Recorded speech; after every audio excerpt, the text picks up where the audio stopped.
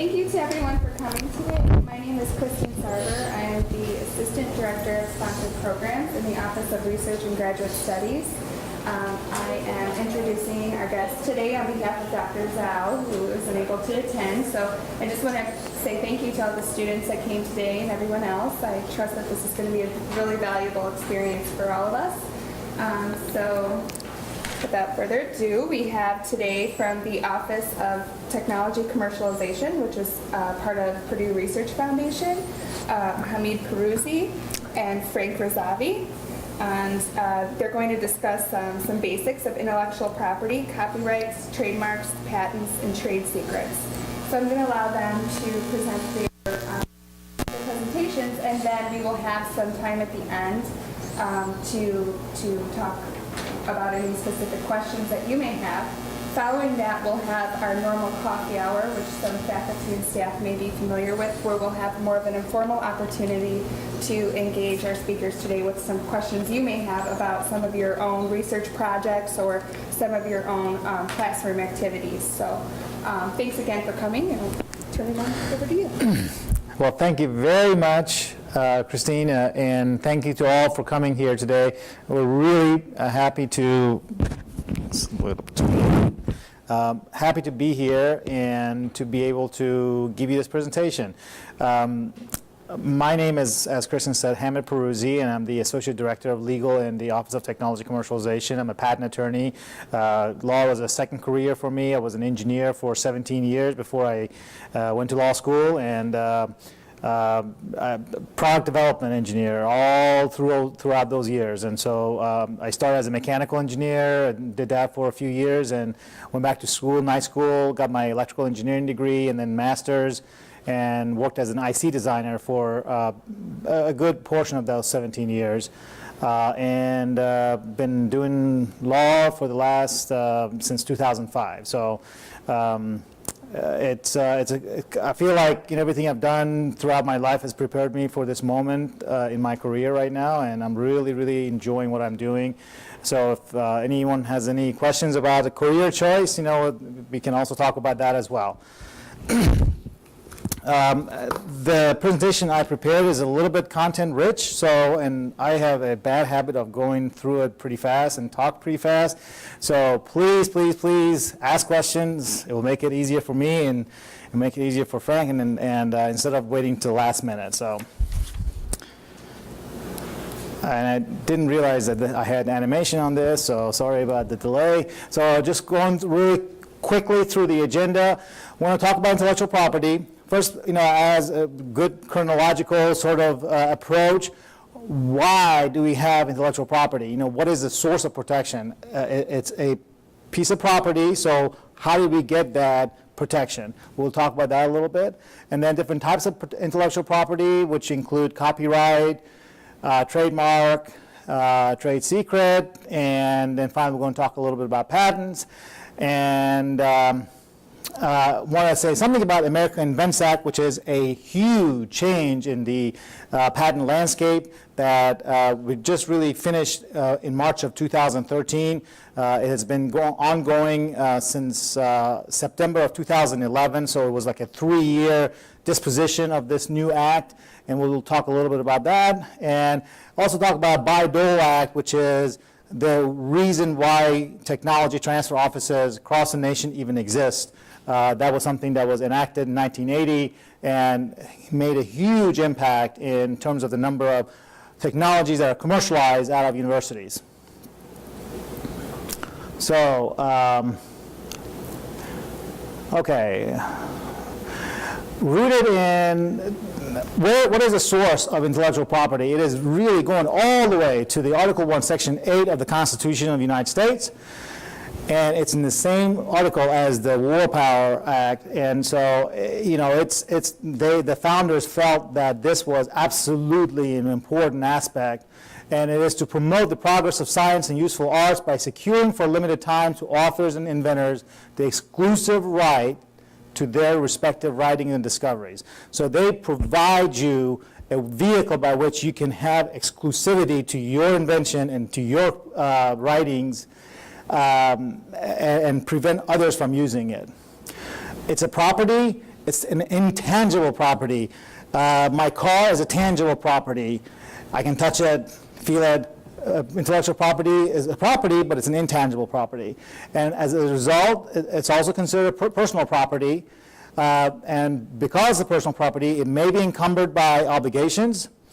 It can be licensed, and it can be assigned. So just as you can go and sell your car to someone and you sign over the title, you can also sign over the ownership of intellectual property to someone else. Let's see.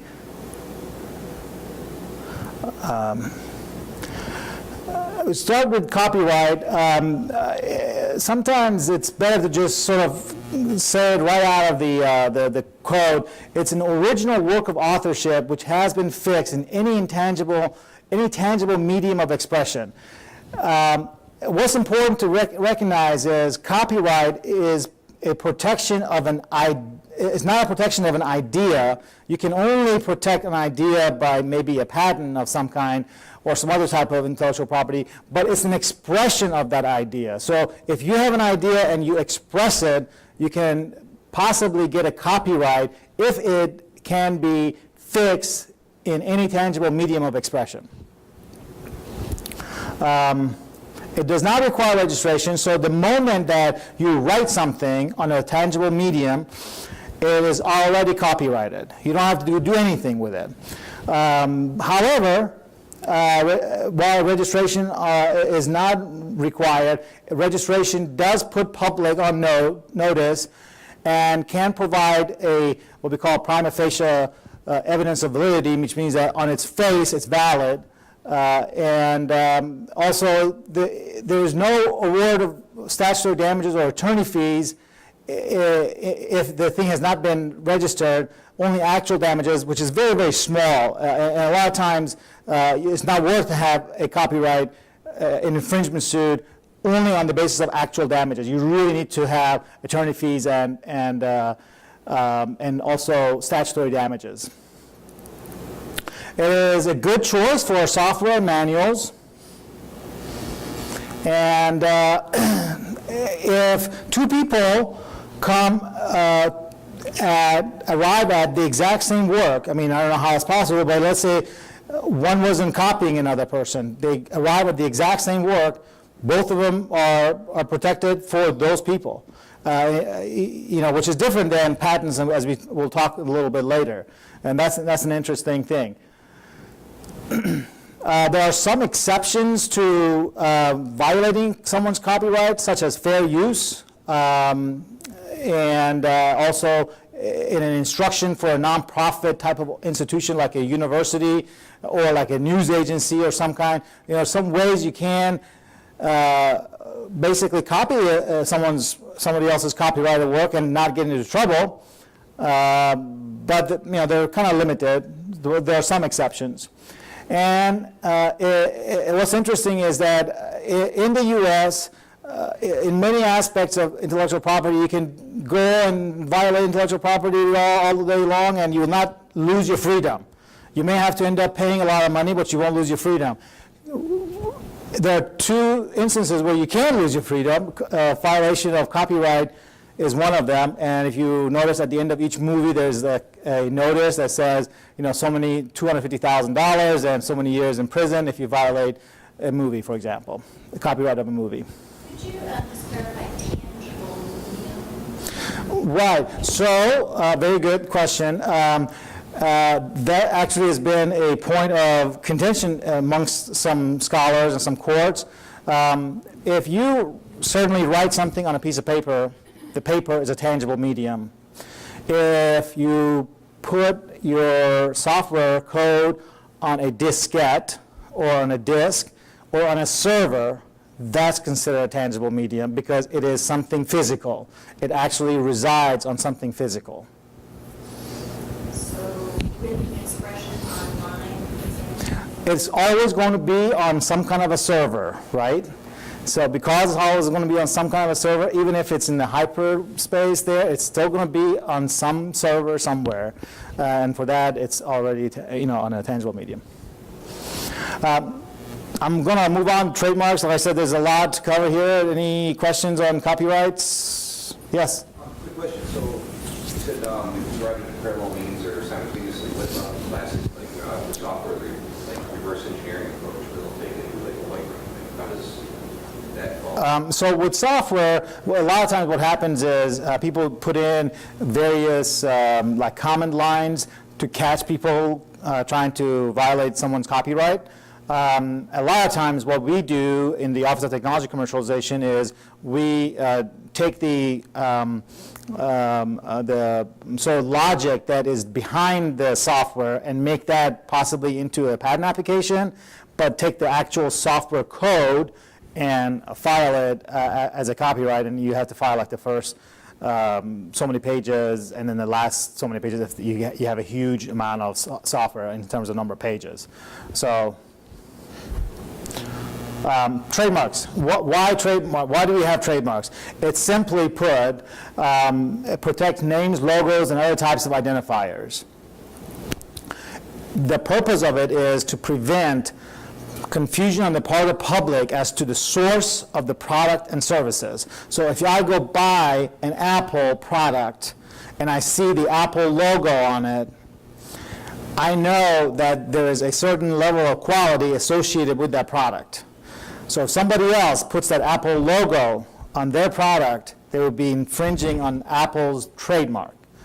It can be a word, a symbol, a phrase, a design, any combination thereof. And again, it distinguishes the source of goods of one party from those of others. There are different types of trademarks. One thing that we're now seeing a lot more of is certification mark and the need for certification mark. That's kind of like the UL kind of a certification mark.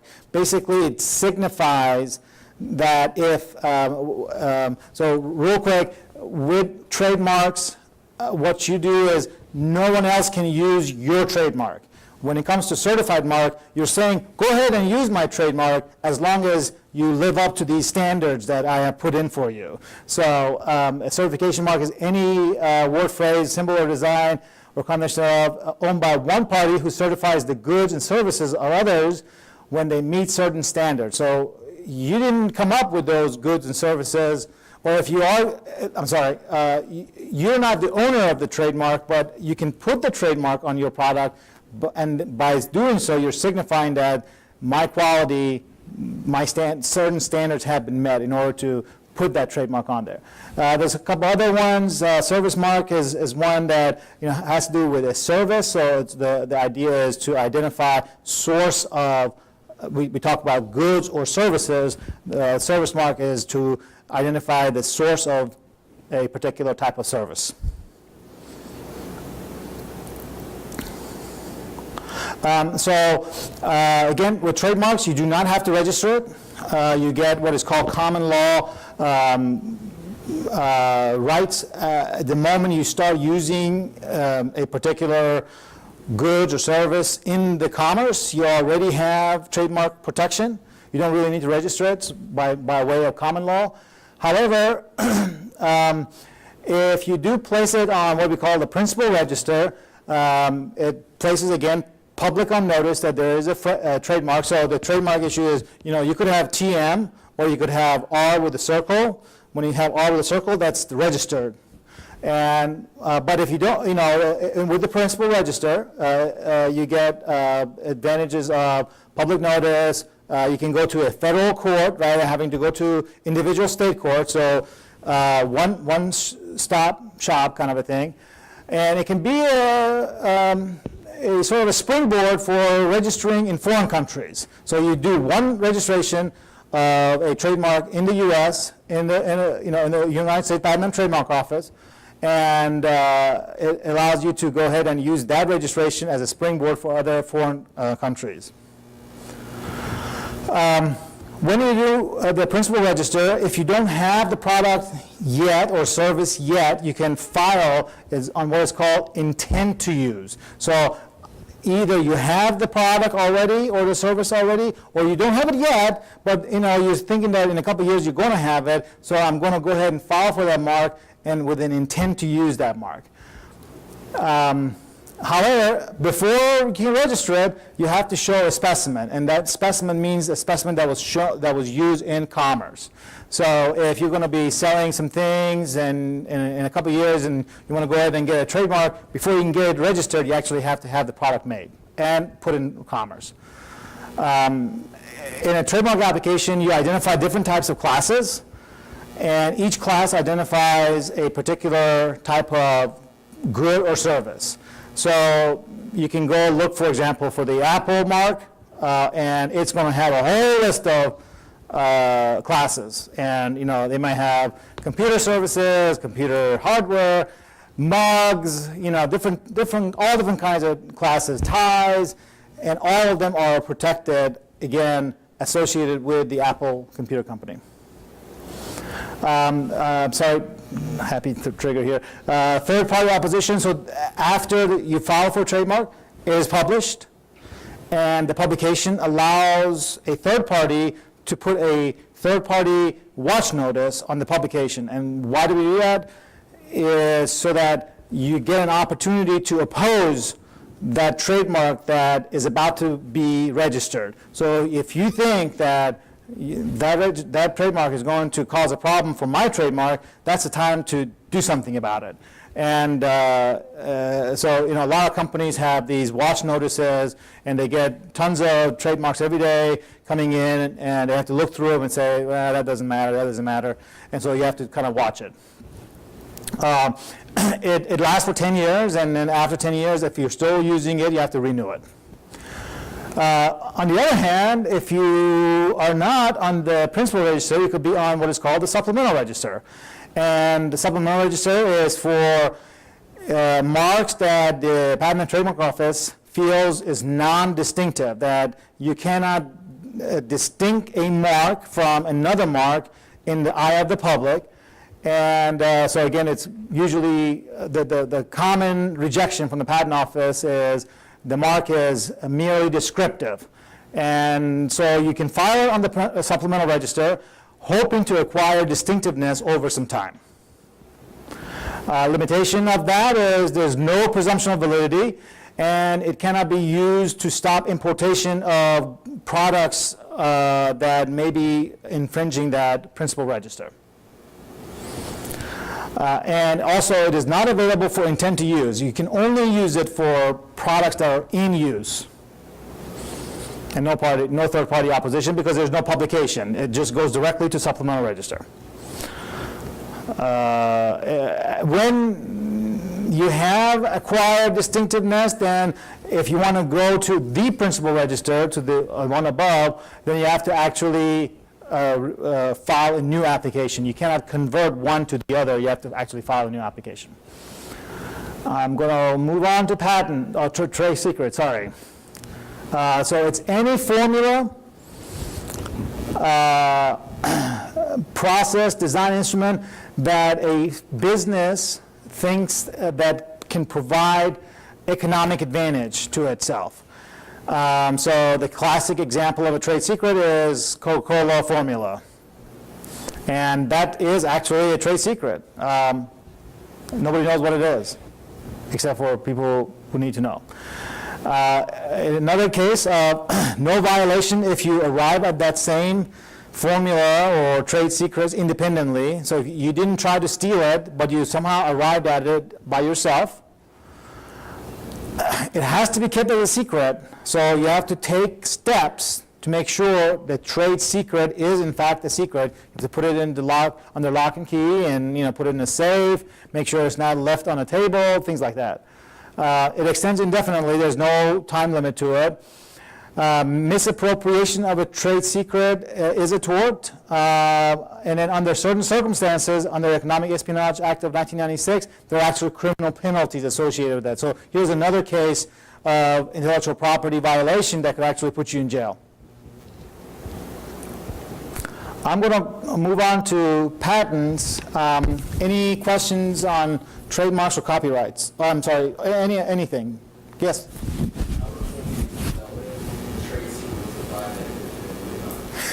Very good question. And the answer is there's going to be discovery. So every time there is a lawsuit, there's going to be a period of time that the parties will get to go and do what is called discovery. And you get to go look at the company's papers and emails and, try to figure out whether you have to show that. You have the burden of proof. Yes? Does a person copyright a song, say for instance, if they pass away, how long? Life plus 70 years. Yes? For the trade secret, the arriving independently, if a company, for example, with the Coca-Cola, if a company were exactly trying to reproduce it, but they did not somehow gain information from Coca-Cola, they were just testing formulas? Yep. So that's You're good to go there, as long as you did not try to misappropriate. Reverse engineering is quite all right. It's just if you didn't go try to give a secretary or an assistant, $10,000, say, hey, could you go get that formula for me?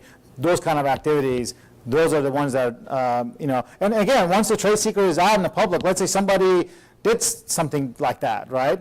And they put it out in the open. Cat's out of the bag. It's too late. Too late to make it a trade secret. It's gone. For copyright media, does it have to be the public domain? I'm sorry? With the media for copyright material, does it have to be in the public domain? Are you saying that when you register a copyright, Yeah. is it a Well, bit, not to register, you can usually say you don't have to register copyright. right? As long as it's on media, does that media have to be in the public domain? No. I mean, so if I were to write something down on this piece of paper and I just put it in my pocket, this is copyrighted. I've fixed it in a tangible medium, and I can put it in my pocket, and I can keep it as a secret. Somebody else who arrives at it independently are not violating my copyright, but if they somehow were able to get it and violate it, then they are violating it. It doesn't have to be in the public domain. No. One of the examples of that is to just think about when your student, they give you the exam, that exam is copyrighted. You cannot share that with anybody else except you get the approval part. That student, that's copyrighted. It's not in the public domain. So for the reverse engineering thing, what rewards are available to a company who decides that someone has violated a trade secret, and in suing another group for violating a trade secret, does that somehow cause the trade secret to no longer be secret because they have to tell the court what the secret was? Well, you can have proceedings that are under wrap. So you're saying if a company has misappropriated somebody else's trade secret, you establish a lawsuit, will you necessarily lose the trade secret because it has, there are all kinds of gag orders with a lot of court proceedings. So as long as you can ensure that's still under lock and key and kept under secrecy, then, depending on the fact pattern, of course. And then if the other group were to lose the lawsuit because they did misappropriate, is there, if they then, out of spite or they didn't care or legal ramifications of them leaking the secret, they say, well, we lost, here's the recipe for Coca-Cola to everybody. Because we approved we lost, we approved it's the recipe because we lost. Right. Well, those are the kind of things that could actually place you in jail, right? So, probably not a good thing to do. All right. Patents. So this is sort of a large portion of the presentation here.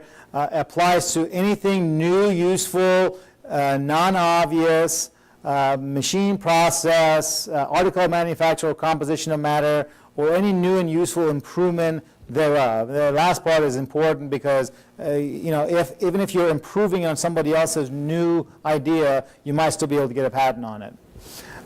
It is, we don't have many places in the U.S. in the legal doctrines where there is a negative right. Patents provide a negative right, which means that they do not provide you with the right to do something. They provide you the right to exclude others from doing something. That's an important distinction. And that exclusion is for about 20 years from the date of filing, from making, using, selling, offering for sale, and importing a patented invention. So if you have a patent on something, what you can do with that is to exclude others from doing any more of those things. Doesn't necessarily give you the right to do those things, it just gives you the right to exclude others from doing it. In the U.S., inventors apply for patents, and there have been some changes recently as a result of the American Invent Act. We can talk about that a little later. Each joint, and what's really important is that each joint inventor has 100% right, basically owns the entire right, title, and interest, unless otherwise there's like some agreement prior, like an employment agreement, that each joint inventor owns the entire right, title, and interest to the entire invention. And so if there are 10 inventors and one inventor had 1% contribution to the claimed invention, that inventor has just as much right to the entire invention as the person who had 90% contribution. And there's no copyrights for patent applications and issued patents. So you can go and copy material out of a patent application all day long and you won't get in trouble. It's one area where we can do that. Types of patents, utility, and again, this is like a 90% of the issued patents in the U.S. are utility patents, and it's for the new and useful process, machine, and the things that we just talked about. And it lasts 20 years from date of filing. Infringement occurs even if one independently arrives at a patented invention. So I have developed it, I patented, somebody else completely, different than me in a different part of the country develops the same thing, and when they make that thing, if I have a patent, they're already infringing. And they never talked to me, they never contacted me. Just by virtue of me having a patent, I can exclude everyone else from making that, which is an interesting concept. Next one is design. And it's for the ornamental features of something. And if you remember the recent lawsuit between Samsung and Apple, that was on a design patent. So what you're doing is you're trying to get a patent on not the functionality of something, but on the ornamental features of something. We have plant, which we're not going to get too much here, but it's for asexually produced plants, plant varieties. We have also reissue patents where if there's a problem with an application, it goes, or an issued patent, it goes through re-examination or something like that, and then it gets reissued. And finally, statutory invention registration, and it's basically for defensive purposes. Nobody does it anymore. This was sort of popular before the internet became really big, and what you want to do is get something into the patent office database so that for defensive purposes it will be a problem for somebody else trying to get a patent. You're not really interested in getting a patent yourself, but with Google and everything else, it's kind of lost its popularity.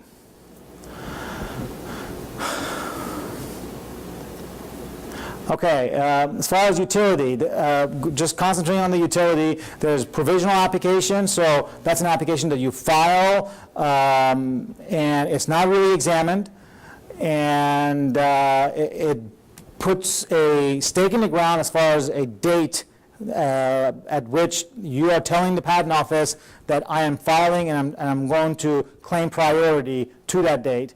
There's a non-provisional application, which is a application that claims priority to a different type of application. That different type of application could be from a provisional, or it could be from what we call a continuing application.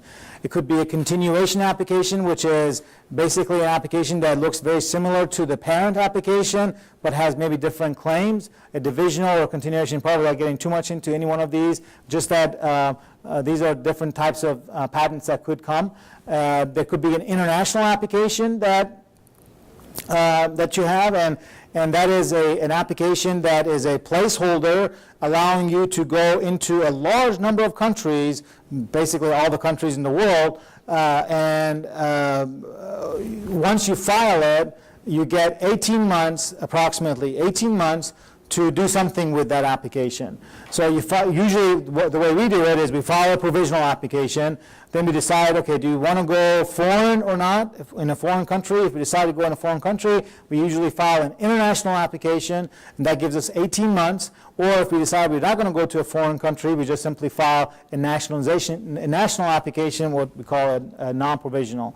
After the 30 months, you can have a nationalization application, which is an application that is based on a PCT application. So that's 30 months from the earliest priority date, which is the provisional, 12 and 18 months. You can also have a bypass application, which is sort of a continuation of a PCT application, and you can also have, of course, foreign applications that you file claiming priority to your provisional. As far as patents, ownership, again, as we talked earlier, can be transferred like by an assignment, just like selling your car. Patent rights can also be licensed. It's pretty expensive to get a patent. Initial cost is between $5,000 to $15,000 to file. Most of it is legal fees. And between zero, depending on how much prosecution there is, to 50, or even more, to prosecute the application, which means getting it through the patent office. And that's for one application. Once the patent is issued, then you have maintenance fees. So you have maintenance fees at 3rd, 7th, and 11th year post-issuance, and those are some example data as to how much those maintenance fees cost. America Invents Act, which was something that went into became law right before September of 2011, and it was sort of implemented in a multi-stage approach between 2011 and 2013, was the biggest change in patent law in many decades in the U.S. But the biggest impact was we switched from a system in which the first inventor who invented was eligible to get a patent application to the first inventor to file is eligible to get a patent from their application, and that's a real important distinction. Basically, what they did was they tried to harmonize the U.S. patent law with the rest of the world, and what you're doing there is you're kind of creating a race to the patent office. You got to race and file your application before somebody else does. Now, if somebody else derived their material from you, there is a way to fight it, but it's very hard and it's very expensive, and it's just brand new process. We don't even know how it's going to work. So if you cannot win in the derivation proceeding, if somebody else beats you to the patent office, even though you invented it first, you lose. So being from around Chicago, file early and often. I just wanted to touch base on, so any questions on patents? Yes? If you need to apply for a patent that's both utility and design based, like say a car, and then you have invented, Which happens all the time, right? there are multiple patents that you have to submit. Yes, yes. And the areas where there is utility, you're not going to get any design protection. The areas where there are ornamental features, you're not going to get any utility protection. So it is better to have both filed at the same time. Absolutely, you do, yeah, like, I'll invite you to go to Patent Office, uspto.gov, and look for Apple and like the iPhone. I mean, you're going to see hundreds of patent application and issued patents, both utility as well as design. Okay, last topic real quick is Bayh-Dole Act. What happened to, in 1980, the U.S. government decided that, look, we need to improve and increase the amount of technology that is commercialized out of university. So they, Bayh-Dole, Governor Bayh at the time, Butch Bayh, and Senator Dole got together and brought this thing together. And it has made a significant increase and really foundational impact on university commercialization. And basically what it allows universities to do is to elect, retain title in inventions that are funded by the federal government. So NIH, NSF, whatever provides a federal fund, universities can retain title. That said, there are marching rights by the government to come in and take a license at all times. And if the university decides that they're not going to elect title, the title can go to the government. They can either give it to the inventors or actually have a license to a third party. And this gave birth to really a lot of the university offices of commercialization. So real quick on the conclusion, we talked about different types of IP. Patents provide the largest source of protection, but they're also the most expensive kind of IP to acquire. AIA has changed the patent law significantly, mainly first inventor to file or publish now. And commercialization of university-based technologies have resulted in a significant source of economic development. The numbers are really staggering across the country, and I invite you to really look into those numbers, and there's all kinds of career opportunities in technology transfer. So I think he wants to, do you know how to do that, to switch? I think so.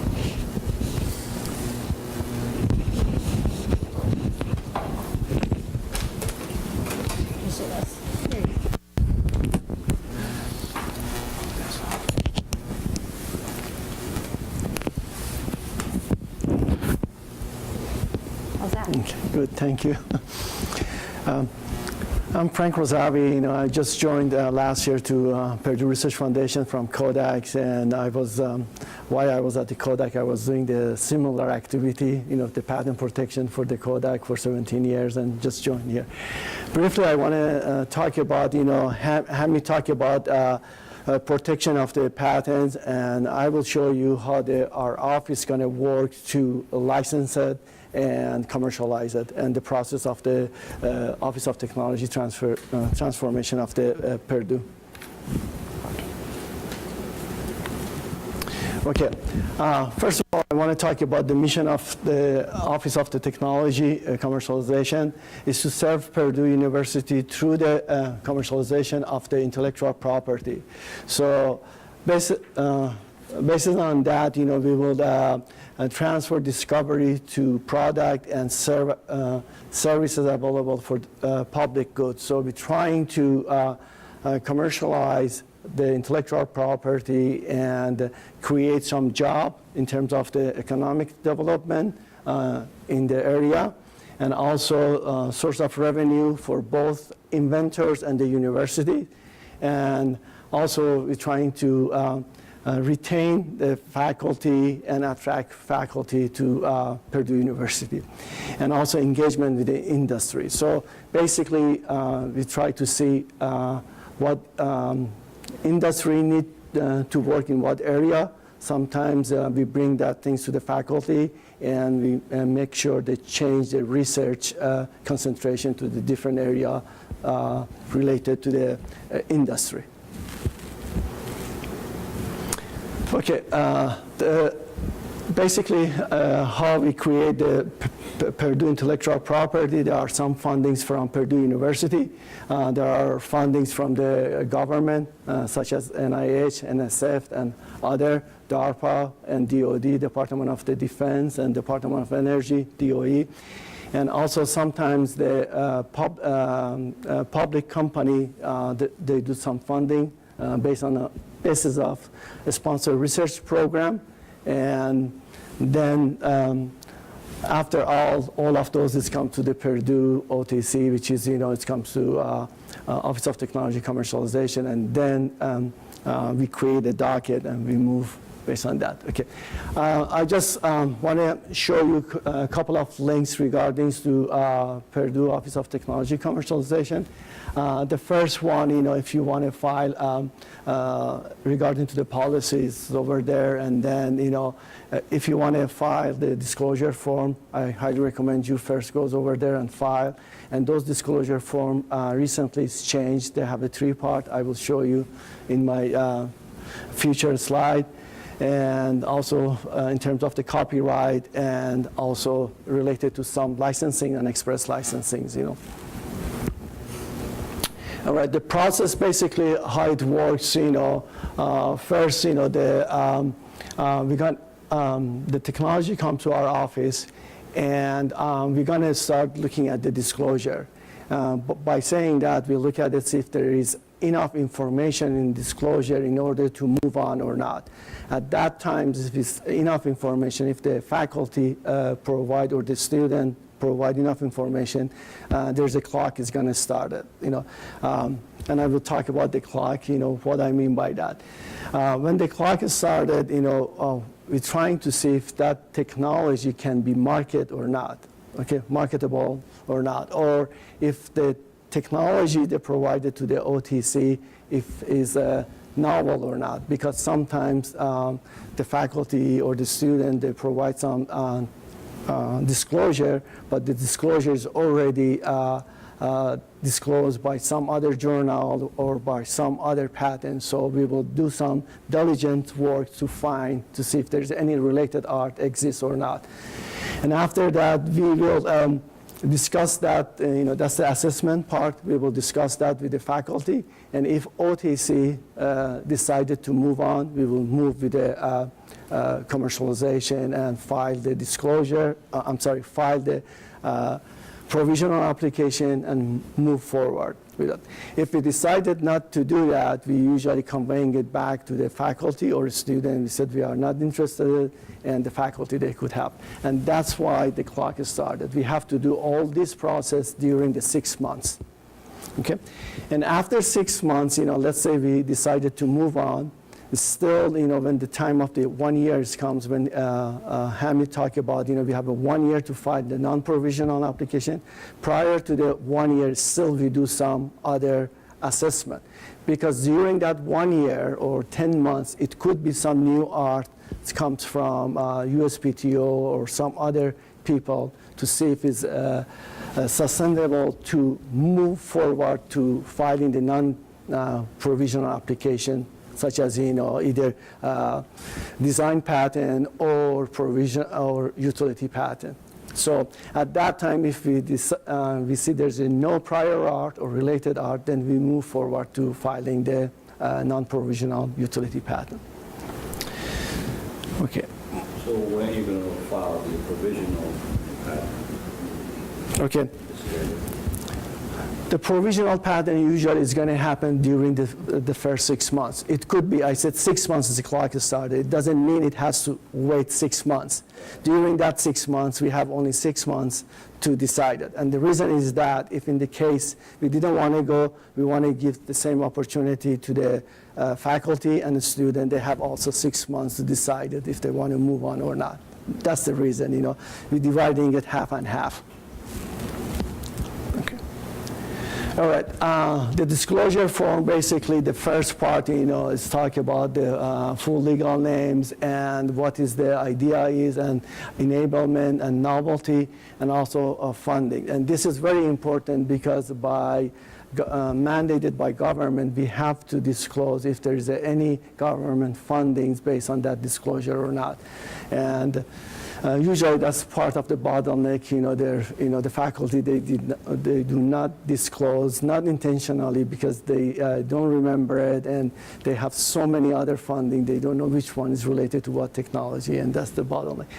And after that, if we decided to move on between the faculty and the project manager, we will file the Section B and Section C, and then we file the application. So this is joint effort.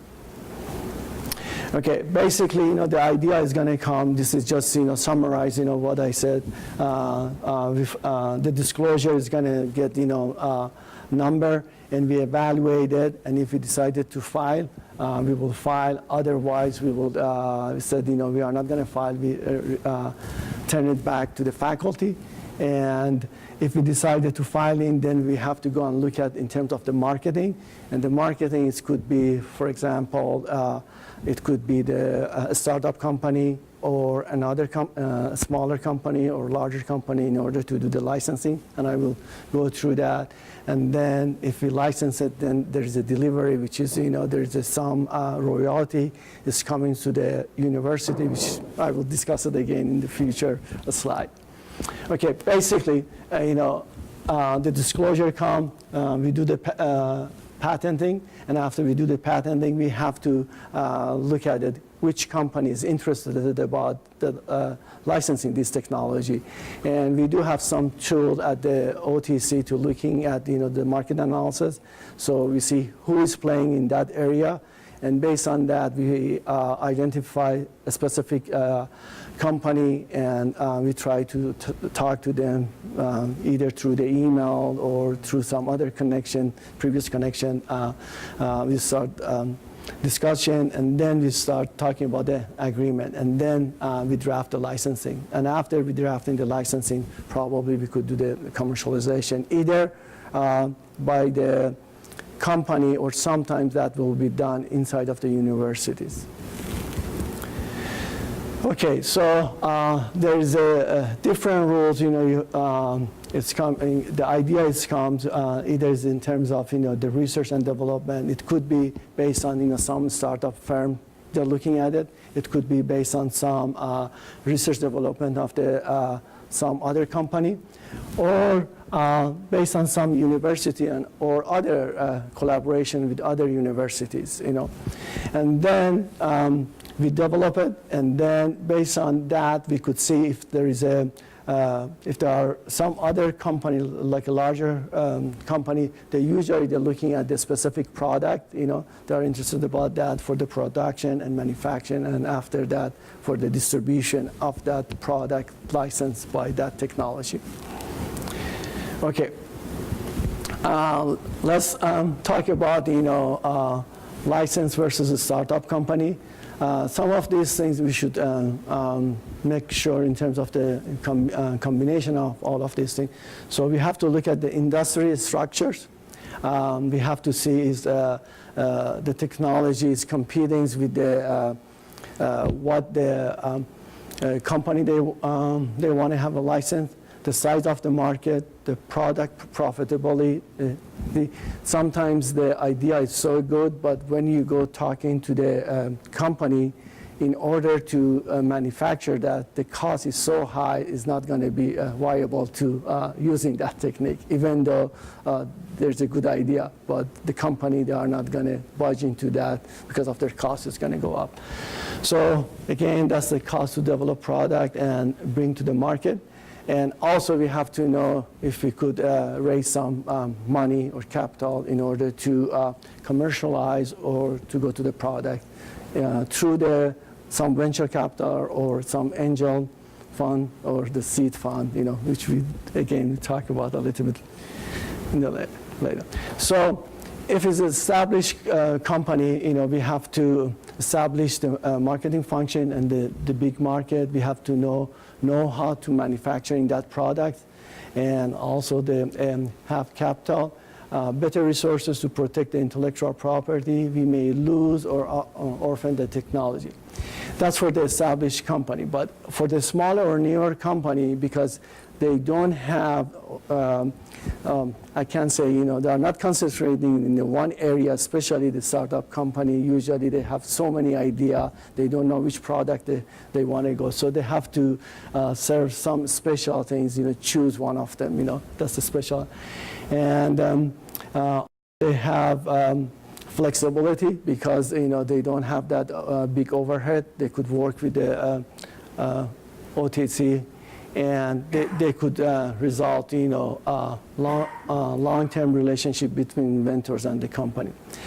And sometimes those companies also, it could be as a subjected to buyout, or other company, they come and buy that company. Okay. To be successful in a startup company, we have to also thinking about what is a commercially motivated faculty. We have to be flexible research institution. Also, we have to have exciting market potential, is these things, for example, for example, the indoor tracking devices, we have a faculty that discloses to us for the indoor tracking devices very efficiently. So there's lots of companies that are interested about that, even though Apple, Samsung, those companies are interested about that. So that's why we have to have a good story for them. And also they have to have a good management team. What I mean by that, usually the scientists and also the faculty, they are very good. They know the technology very well, but it doesn't mean they are going to be good to manage the company. Usually, we recommend that the faculty, they should be the CTO of the company, the Chief Technology Officer, rather than the CEO, because that has to learn how to manage other people and other stuff. I'm not saying it's always working like that, but most of the times, if the faculty is the CEO, the chance of the startup company is much, much less to be successful. Okay, and also in terms of the entrepreneur option, we could say that for the inventor and faculty, enterprise management is a set of the skills, as I mentioned previously, so unrelated to being a good scientific, as I said it before, and also the financial backer want to control, people, for example, providing the fund like a venture capital or, angel seed funder, they backing up. And the failure rate is very high. We usually see only for example, Google or, Facebook, they are successful, but there are thousands of the startup companies that are in California, they're very successful and they went bankrupt, and usually the chance very slim. For the university and the research institute, we have to make sure the culture is working in there. The faculty, they should work with in terms of giving some feedback as for example, CTO of the company to a startup company. And also, one of the things, it could be bad, it could be in terms of the potential conflict of the interest, because sometimes when the faculty is the CEO of the company, he needs to do some work in that company, and also it's going to be a conflict of interest through the research program providing for the graduate student, and that conflict of interest has caused some problem for the faculty and also the university. And also sometimes, they get away from training the student. Okay, one thing I said, talking about all of these things, how the royalty comes in terms of, Purdue University. Let's say, for example, a faculty come up with the idea of the iWidget, and we license that technology, and that iWidget, it was by one professor and one student, and the development of that is going to be, the cost, it was $100,000 based on, for example, what patent we filed, for example, and the cost of that. So if we, the company, the gross revenue of the company come and give us the $1 million, we usually subtract that $100,000, which is the cost of the patent, and PRF already pay for that, and that $900,000 is going to be divided in the three categories.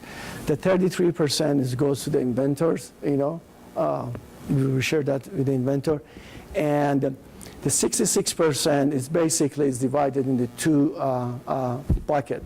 The 33% just goes directly to the department, and department will make a decision of providing the money for other research activity, and the other 33% is stay in PRF, but PRF is going to loan it later on as a trust fund, and also to inventors and other inventors for the future research. So nothing stay at the OTC. Everything basically goes to the university and the faculty.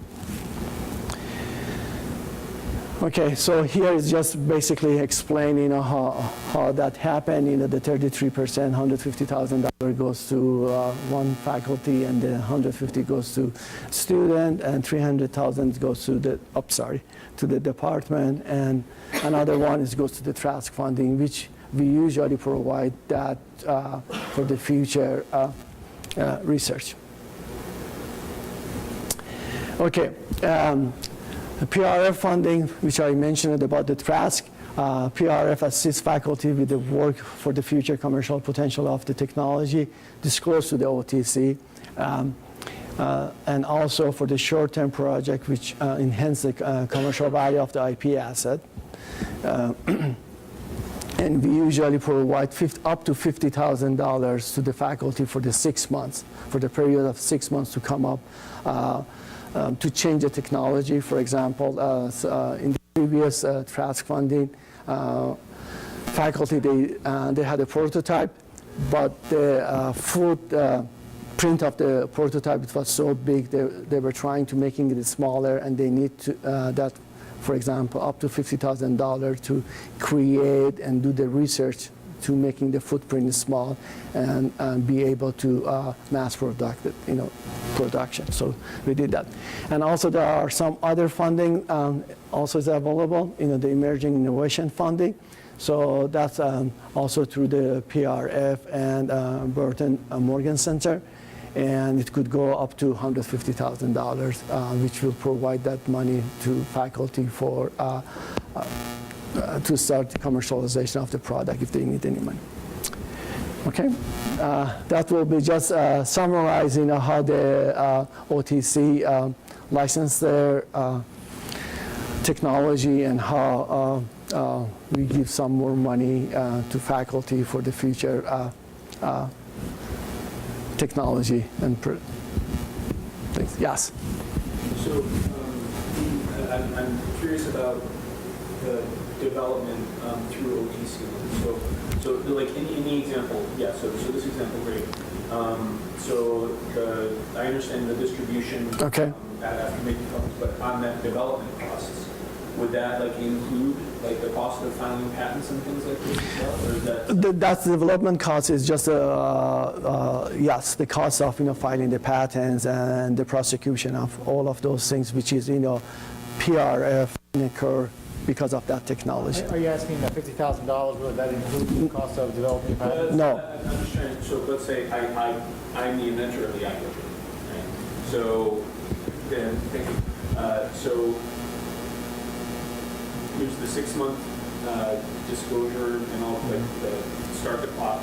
Right. Within that 6 months, OTC basically decides if Purdue wants to pursue that development cost to then commercialize. Right. If they choose yes, then Purdue fronts that cost for the patents and everything? Yes. That's why first we subtract that $100,000 from $1 million, the 900. Yeah. Yes. And then if after the 6 months, OTC says, no, we don't want to pursue it, then the inventor has 6 months to decide if they want to. And the idea between that 6 months and 6 months is that there's a 1 year grace period with respect to any kind of publication. So if you put out your invention in the public domain, if you don't do anything about it as far as filing an application, up to 1 year, beyond 1 year, once the 1 year clock arrives, you lose the ability to file on that. It's forever lost. You're giving it to the public domain. So we are taking 6 months, and if we say that it's not something we can commercialize, because of whatever reason, then we want to give the same amount of time to the inventors. How long is that filing process? Well, initially we filed a provisional application, and then from that point, we have a year to convert that application. And then after that, depending on the type of technology, whether it's IT, medical, pharmaceutical, whatever it is, different time frames for different types of technologies, But the idea initially is that it's going to take 3 years to get through the patent office for a non-provisional filing. Not the provisional, but the non-provisional. So now, is it always 3 years, sometimes less, many times more? Yeah. So for the time sensitivity part of it, for filing a provisional, is that something that typically happens? Is it just like you can do it in a day, or is it a month or so to go through that process as well? Through that process is depend on, what is in the queue. So it could be, between a month to the 2 months to filing it, usually, if we decided to go. Because we have to do the diligence in terms of, if there's any related art, if there is a market for it, and also we're going back and forth between the faculty and the PRF to see if it's, the related art we're providing is it close enough or not. And if we writing some claims, if that claim is going to be broad enough or not. Let's say, for example, from point A to point B, if you could go from 4 different ways, if I create the 5th way, what I'm going to get out of that, because everybody can do the other 4 way, right? So in terms of creating the patent or claims, we want to know that claims is broad enough and is not so many other way they can get, that process or that method or creating that product. It takes, once you get through the queue, once you're up, as far as developing the patent application, it's a 1 to 2 week process to actually develop the application and file it. But, unfortunately, we're extremely backlogged, and just like the patent office, it seems like it's just pervasive in this field. And to actually get to any one disclosure, it may take a little longer than some people like it. But once it gets started, it's a week or 2 week process. We used to do that, in terms of if the faculty either they want to present the material or publish the material early. If they tell us, if there is an emergency, we used to file, in a day or in a week, depending on the timeline, if we want to have the protection worldwide, But right now, because of the 6 months, we try not to do that as often. But for special cases, case by cases, we will file, sometimes, on the day basis, just cover page provisional application.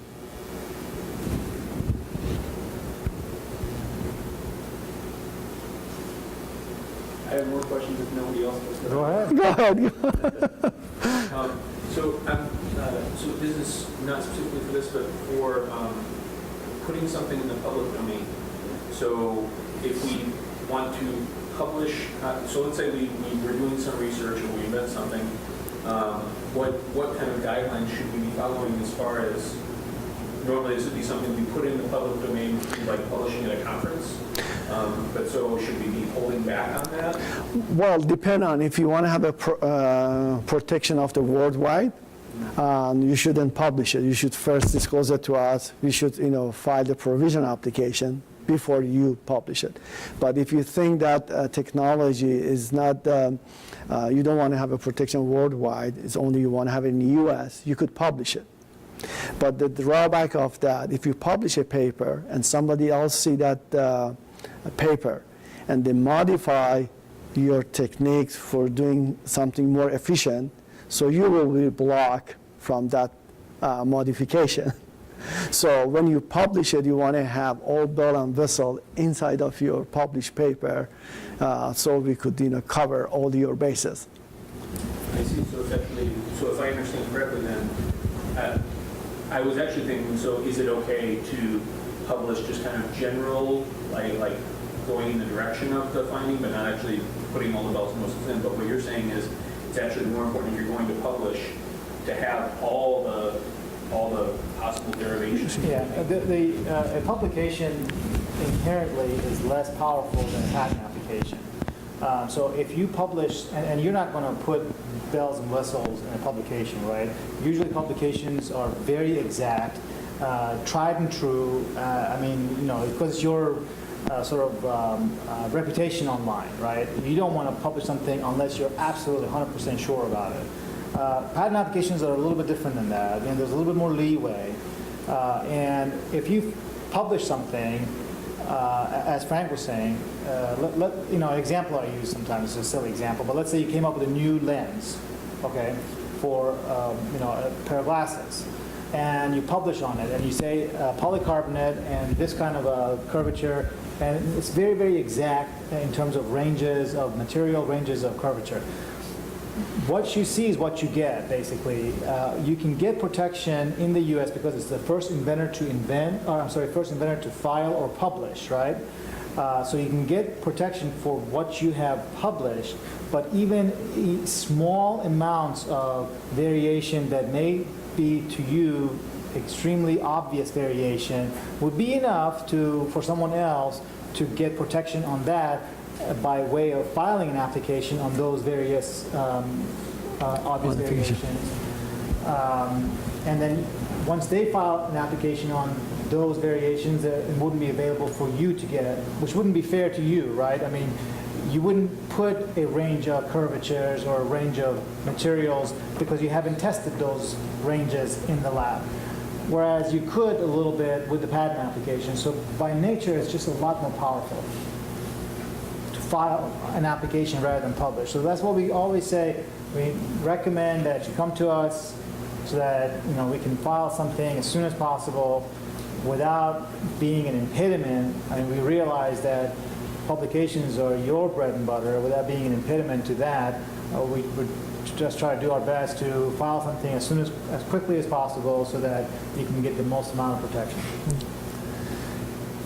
And also, So let's say that Jack has already published a conference paper on some, then can he still file the provisional? Yes, yes. yes, in the U.S. And can you search for who else already filed a similar patent?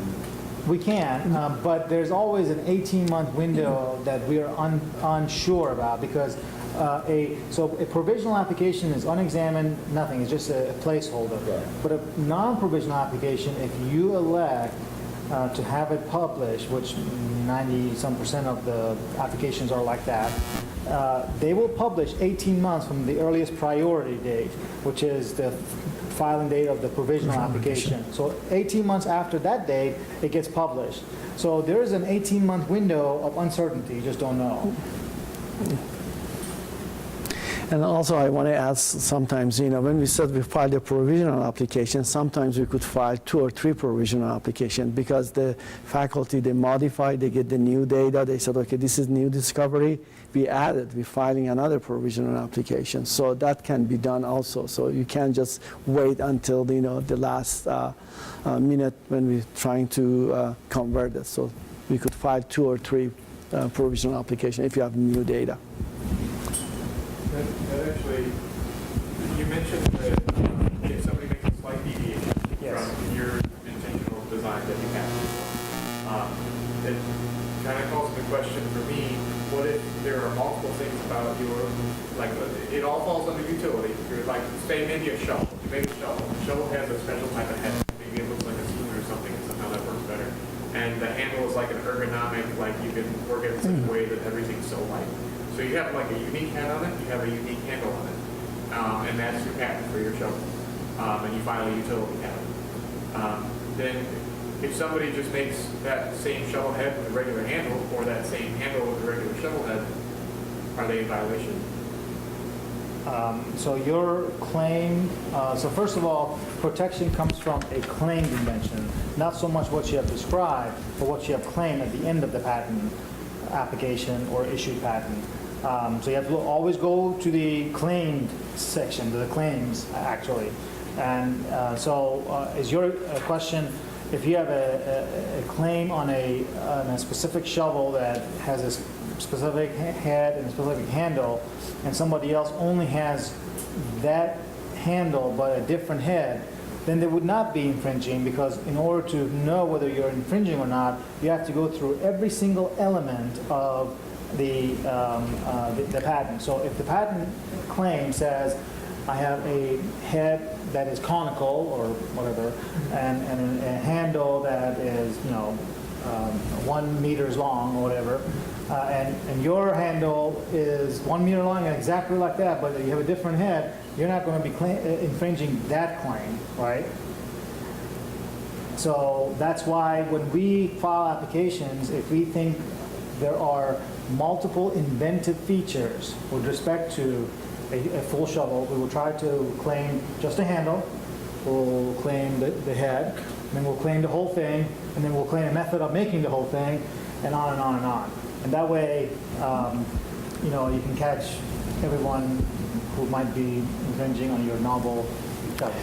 So actually applying for a patent may in most cases be applying for multiple patents. In the same application, you could be putting in the same, these series of claims. So Oh, one okay. one claim set for a handle, one claim Okay. set for the head, and so on and so on. Okay, gotcha. So did I hear you right then? So one patent could still cover multiple claims? Yes, Yes, we have yes, like yeah. usually, you know, from usually up to 500 claims, you know. Yeah. A design patent only has one claim, Design patent. but a utility patent has, you know, many claims, many sets of claims.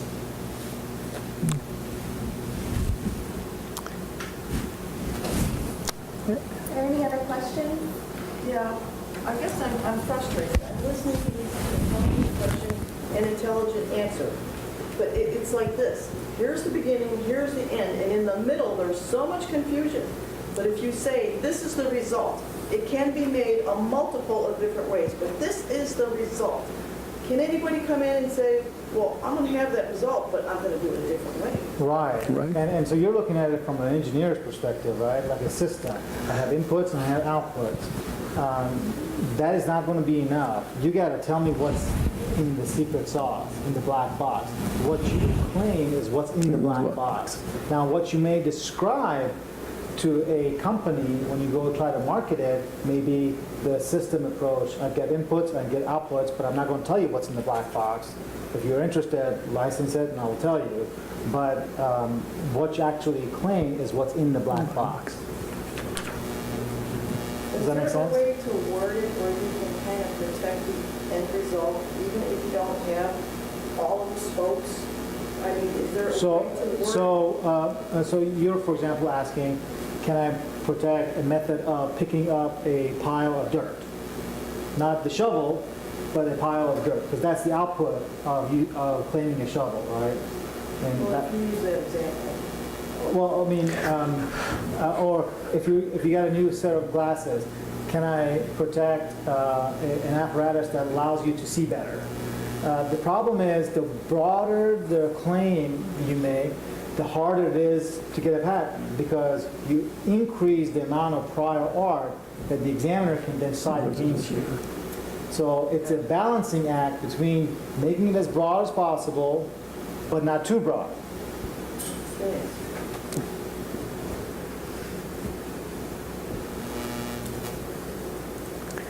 If there aren't any other questions, actually, before I mention this, I just want to thank you both for Oh, coming no here problem. today. Thank you.